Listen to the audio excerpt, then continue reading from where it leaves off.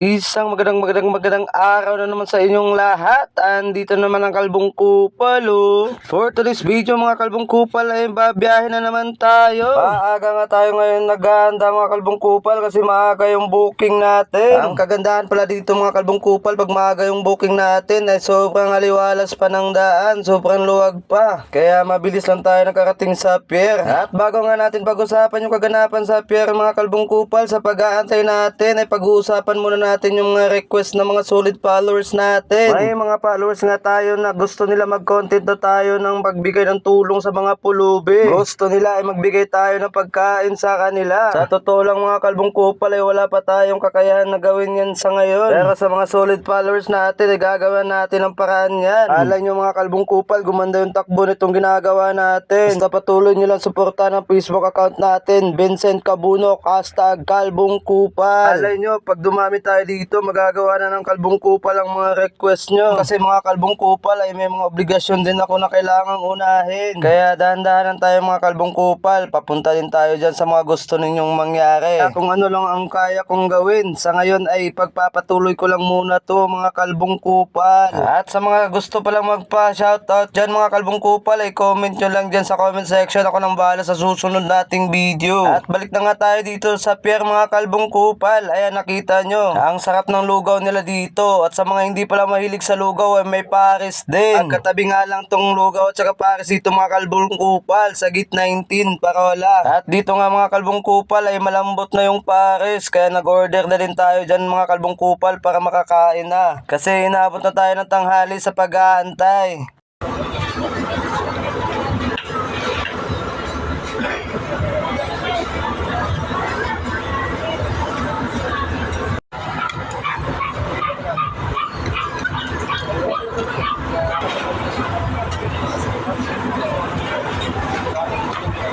At yan na nga mga Kalbong Kupal, tapos na tayo kumain, magbayad na tayo. Pagkatapos nga natin kumain dyan mga Kalbong Kupal ay nagpahinga muna tayo dyan saglit habang nag-aantay. Maya nga mga Kalbong Kupal ay balik na tayo dun sa antayan ng mga pahinante. At dito nga mga Kalbong Kupal ay nagsimula na dumami yung mga pahinante. 5 oras na nga pala tayo dito nag-aantay mga Kalbong Kupal. At hanggang ngayon mga Kalbong Kupal ay hindi pa rin nakalabas yung truck natin. Buti nga ngayon ay hindi masyadong mainit. Dito nga ay naabutan na tayo ng mga kasamahan natin. At makalipas nga ang 7 oras mga Kalbong Kupal ay nakalabas na yung truck natin. Ayan na, tanaw na natin. Buti nga lang ngayon mga Kalbong Kupal ay malapit lang yung deliveran natin. Sa tapat lang ng garahe namin. At di nga nagtagal mga Kalbong Kupal ay dumating na tayo sa bodega. Konti pa nga lang ang mga truck dito mga Kalbong Kupal kaya nakasalang tayo agad. Hanggang dyan lang muna mga Kalbong Kupal. Huwag nyo sana kalimutang i-follow, like and share. Matsalab!